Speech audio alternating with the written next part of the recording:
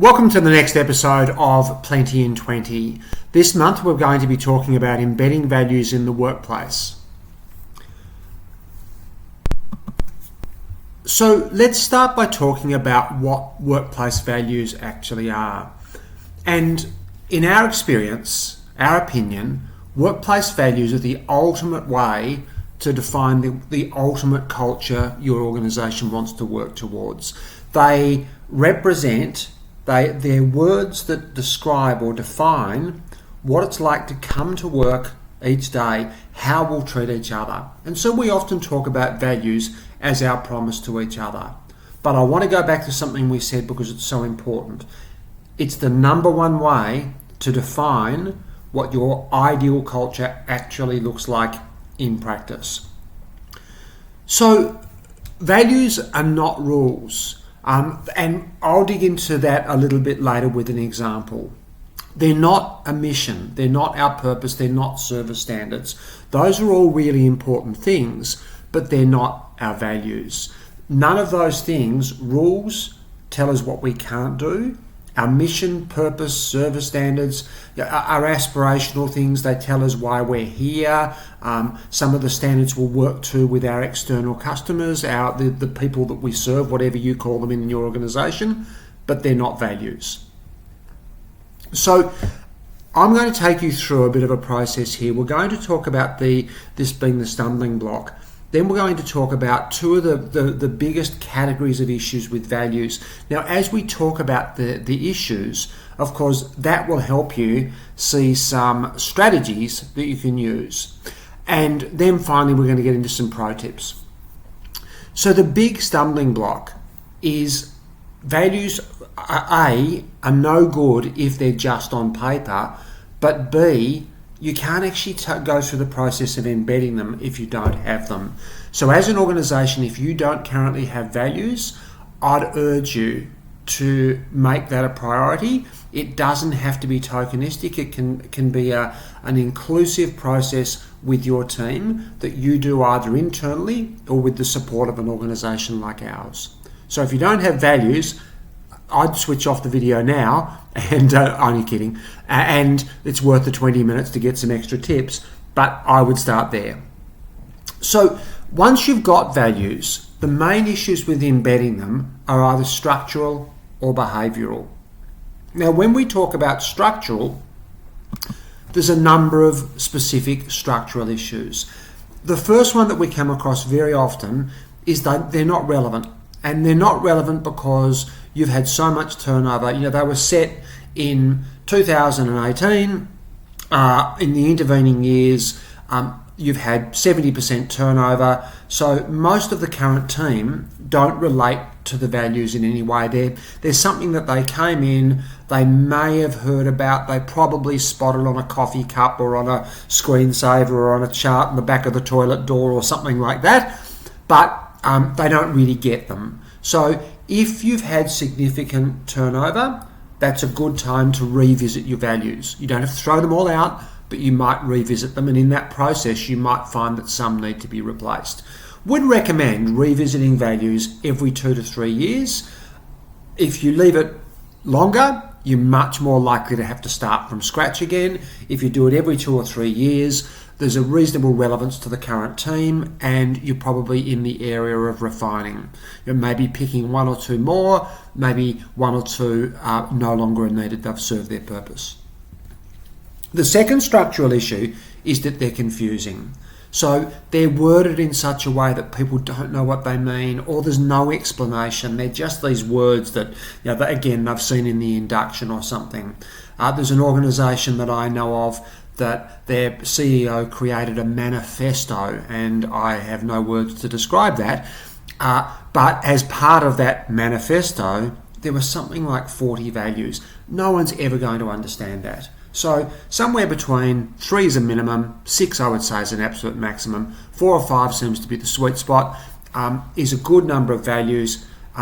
Keep them simple. Keep them things that people can relate to. The next structural issue is they're externally focused or a mix of internal and external. So if you've got values, for example, like respect, which could be both. It could be we respect the people we serve. It could be we respect each other. There might be another one around excellence. Now, excellence is a wonderful aspiration for an organisation, but is it an internal value? We've worked with an organisation recently that one of their values was around continuity. Now, what they really meant was continuity for the people they serve. It didn't tell people how they needed to act in the workplace to be aligned with the ideal culture. So for us, values are purely internal. We can play semantics here. If you've got values that focus externally, come up with a different framework that are internally, because often your externally focused principles or standards, as we would call them, they serve a great purpose and they're important to your organisation, but they're your promise to the people outside the organisation, not your promise internally. So it doesn't matter which set is called values, just don't call them both values, and recognise that the standards that you work to for your external parties are not the same, and they're not as relevant to the way we want people to act with each other. And sometimes they're imposed and therefore there's no ownership. A board has decided that these are the values for the organisation.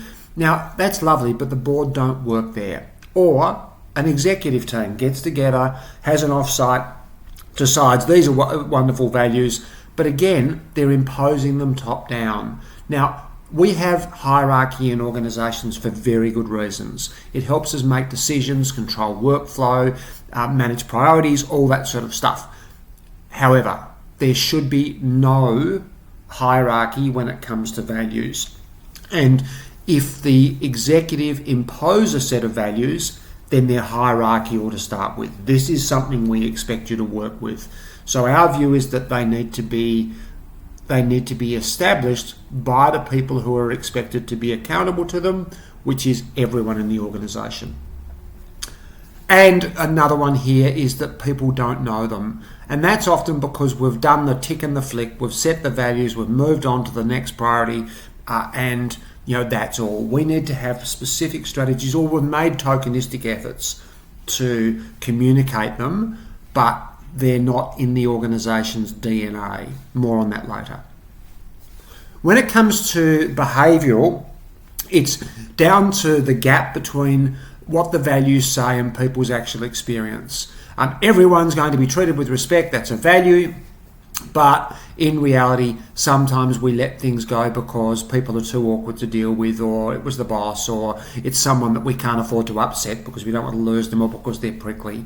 So when there's a gap between what the values say and people's actual experience, the reality for people is the actual experience. There's that wonderful saying that I cannot hear what you say because what you do speaks so loud. This is this gap. Another example could be that we have values around accountability, but some people are just not held accountable. We sweep things under the carpet. What's the reality? It's unaccountable. Doesn't matter what's on the placard, what the value says, it's what we actually do. Another behavioural barrier is that they apply more equally to some people than others. And I mentioned this before, they cannot be hierarchical. Everyone must be equally accountable, and a phrase we use is there is no rank in respect. There should be no rank in any of the values based on seniority, how hard it is to replace someone, how awkward someone is to deal with, whether they're prickly or not.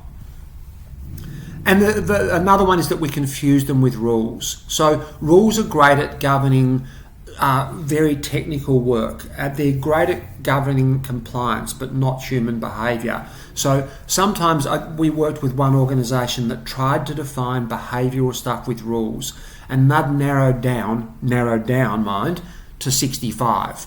And because people kept finding exceptions, so they added another rule. Values are these principles that might promote adult discussion. And again, more on that later. They don't have to be black and white. Another behavioural issue is we measure success based on agreement rather than discussion. And this follows on from that previous point. You and I might have a discussion in which you tell me you didn't feel respected by me. I feel I needed to have the conversation with you and I tried to be respectful. If we have the skills, so with values we have to provide skills as well, we can then have an adult discussion and come to a conclusion, which might be the discussion we had was really important, but I needed to be more mindful of the way I delivered my message. Now, before we get into the pro tips, some upcoming events. Most of these are free for our network. Obviously, Plenty in 20, which you're currently watching, and these will continue to be released each month. Our Authentic Leadership online program, you can use that code for a $500 discount. It runs over 6 months, and we have an intake every month. Another resource that you may enjoy is our podcast. Some of you are regular listeners. The Culture Nerds. We try and release one every week, and we're keeping them pretty short and sharp these days. And finally, our blog. And I can see there's some strange notes on that, so please excuse those notes under blog. But our blog is at that address, and again, a couple of times a month we try and release content for you. So let's talk about bringing values to life. And you need to do this in 3 ways. So visibility, systemic, and behavioural. Visibility is all the stuff that organisations default to when they set their values. They're the things they immediately think of. So this is putting posters on the walls. This is making coffee cups. This is having various items, screensavers, etc., that make sure that the values are visible. And that's brilliant. I really like that. It's a strong statement, but that strong statement falls flat if it doesn't flow through into the next 2 things. So the second one is systemic. And what we mean by that is the systems in the organisation are the values embedded in them, and particularly the human systems. So recruitment. When we recruit, do we recruit as much for the values as we do for technical capability? If you recruit someone with high technical capability who's a poor values fit, you're undermining your values. You can train technical skills within reason.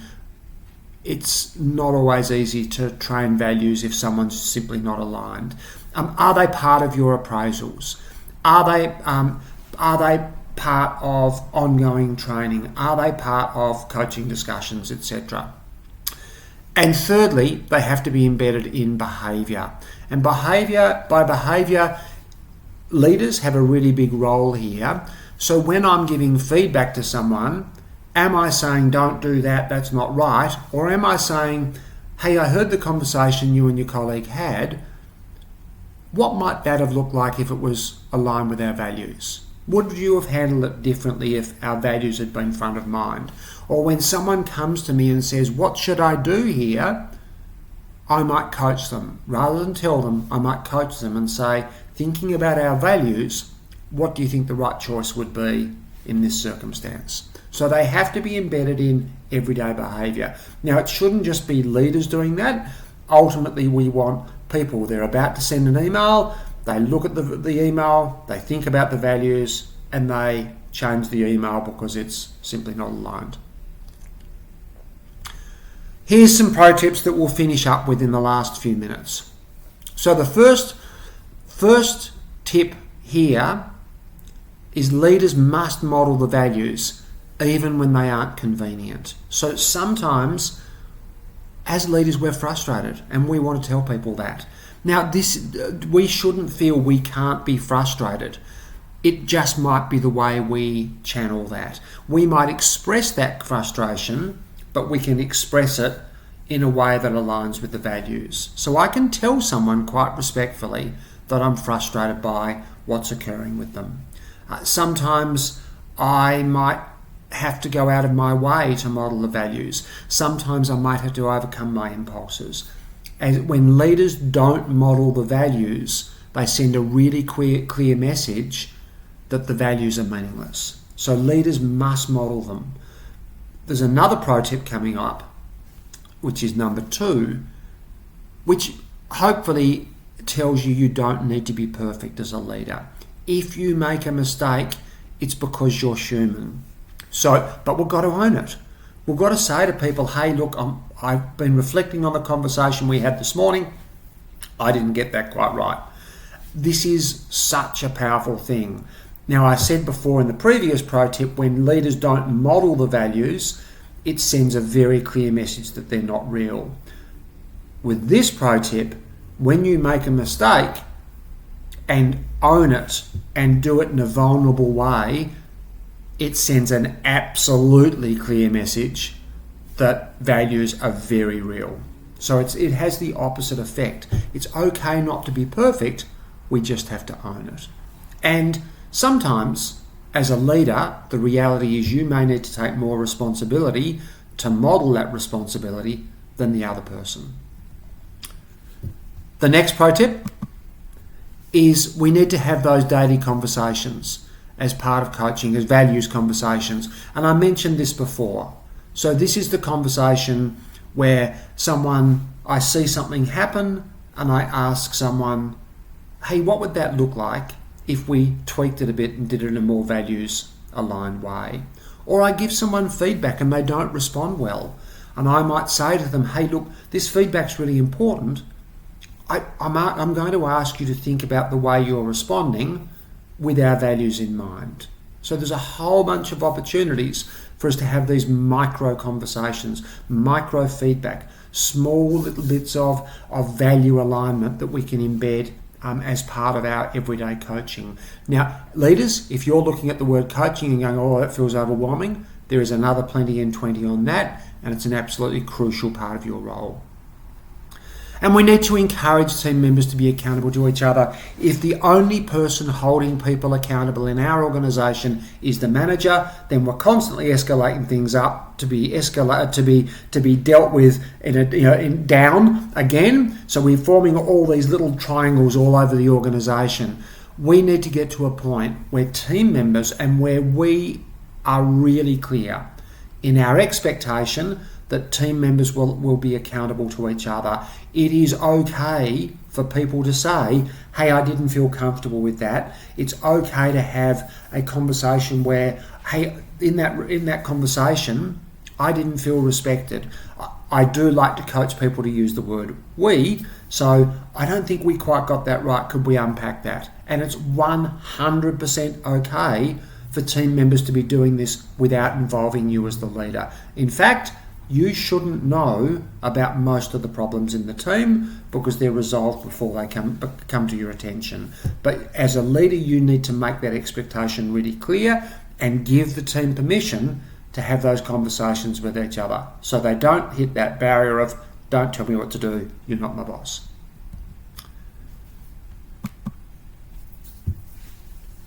Pro tip 5 is enlist a values team. Don't try and do this all on your own. Find some people who are really passionate about the values, who really buy into this process, and get them involved. Get them involved in how do we embed it, and ask them to do that across the 3 areas: in the visibility, in the systems, and in behaviour. How can we embed values in each of those areas? Could they come up with a process of values call-outs when people do things that are really aligned? And that's the end of this Plenty in 20. Again, I hope you've enjoyed it. Please share these resources with your team, with other leaders in your organisation, and with your peers outside the organisation. Encourage them to sign up for the series of Plenty in 20 webinars, and you can tell them, you can give them your perspective on whether they add value in a short, sharp and punchy way. Until next month, be authentic.